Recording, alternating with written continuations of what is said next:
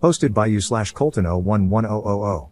I, 22M, and my friend from college, 27M, were invited on a backpacking trip organized by a friend of his, whom he had met while backpacking in Colorado the year before. The girl, Kaylee, 25F, who organized the trip, had booked an Airbnb for all of us to stay the night after we got off the trail from a 3-day trek. There was room for 2 people in each of the 2 beds, and room for 2 on the pull-out couch. We all paid evenly for the Airbnb. Of course, we thought Kaylee should have priority for a bed since she had done all the planning, and there was a BF/GF couple as part of the 6 of us planning to stay in the Airbnb. So naturally, my friend and I felt we should take the pull-out couch, and this is how it was settled before we ever started the trip. However, midway through the trek, the couple had to turn around and head home. So now, there would only be 4 people staying at the Airbnb, and naturally, or so we thought, my friend and I assumed we would now sleep in a real bed. Along with the couple backing out, my friend and I became the only ride for Kaylee and the other guy, Tyler, to get back to the airport in Denver. After dropping them off, my friend and I would have a 14-hour drive back. Tyler is a relatively passive character in this story, as he didn't speak up much for either side and was already designated to share the bed, platonically, with Kaylee, so you won't hear much mention of him. So, when we arrived at the Airbnb, my friend and I set our things next to the real bed that Kaylee hadn't taken and took a cat nap on it. Enter, Chris Fisher. Kaylee had invited her friend Chris Fisher to come hang out for the night. Chris lived in Colorado, only a couple of hours away from where we were, and was apparently a celebrity of sorts in her circle.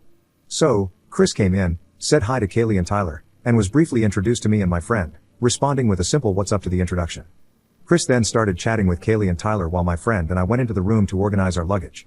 Suddenly, we heard Chris say, "I need a shower," and he walked into the room without a word to us, plopped his stuff at the foot of our bed, rummaged for his toiletries, and hopped in the shower. After Chris got out of the shower, the group started talking about going out for beers that evening.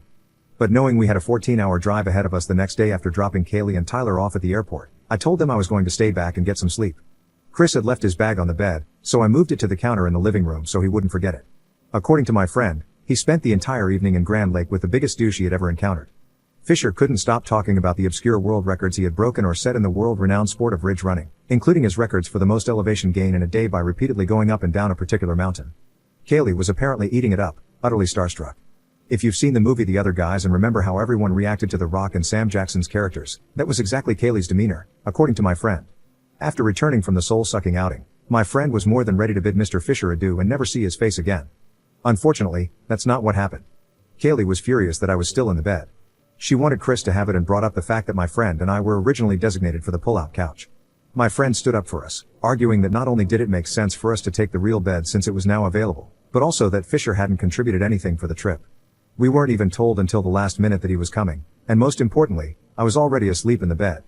Kaylee was apparently refusing to have it any other way and wouldn't stop hammering the issue.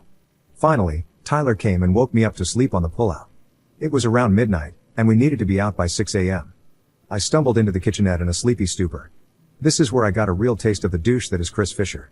For 2 hours, in the kitchenette just 8 feet away from the couch Kaylee insisted we sleep on, my friend and I had to sit and listen to Kaylee and Fisher drone on about their outdoor adventure prowess.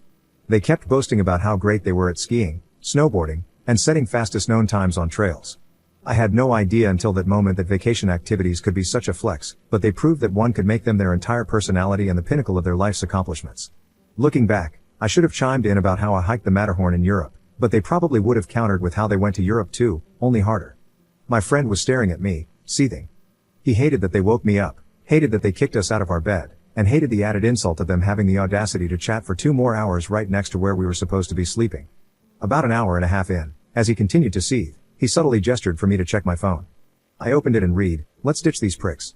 As soon as they finally headed to bed, we promptly agreed that Chris Fisher, by taking our place in the bed, had unwittingly taken his place as their ride to Denver. We grabbed our packs by the door and set out for Oklahoma at 3 a.m. sharp. Were we the jerks here? Chris finds and shows up in the comments. This is pretty funny, especially the part where you actually still drove them to the airport. You did an excellent job manipulating this story, Tanner. Commenter responds to Chris. Bro, with how much you love yourself, why haven't you put a ring on it? You seem like you could be pretty chill, but damn, you let your personal achievements rule your personality. Do you have other hobbies? I have a close friend who sounds a lot like you. Every day he updates me on his personal best cycling time or distance. It's cool you love what you do, but why do you have a personal website listing all these weird achievements? Are you planning to compete in the Olympics someday? Sorry for the verbal diarrhea, I'm genuinely curious. Chris responds. Since you're curious, I do love myself, just like you should love yourself. But I'm a paid professional mountain athlete, so it's literally my job to post about what I do in the mountains. Personally, I hate social media and wish I didn't have to be on it, but again, it's my job, and I love climbing, skiing, and running around the mountains. So, I'll keep doing my thing. People who actually know me would speak very differently than this op. It's honestly pretty hilarious that he came up with this whole story. Anyway, hope I answered your question. Have a great evening. Update 1 day later. So there was indeed some embellishment. Chris asked for this, so no one blame me for making him and Kaylee look even worse. Everything in this story is true, except for the part about us actually leaving. My friend tried to talk me into it, but I said it was too mean, even in response to what they had done to us. I couldn't bear the thought of leaving someone hours away from where they needed to be, though my friend insisted Fisher would surely be a reliable ride to the airport. In reality, we had told them, when we agreed to be their ride to the airport, that this would require us to leave very early that morning because my friend and I were cutting it close to make it back to Oklahoma in one stretch so he could attend his 6 p.m. Central Time class that evening.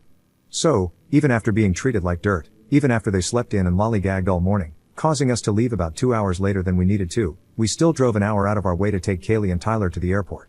As a result, we ended up being too late for his class. We called friends and family all day to pick their brains about whether we would have been wrong, as I maintained, to leave them, or if we should have, as my friend insisted, left Kaylee and Tyler high and dry.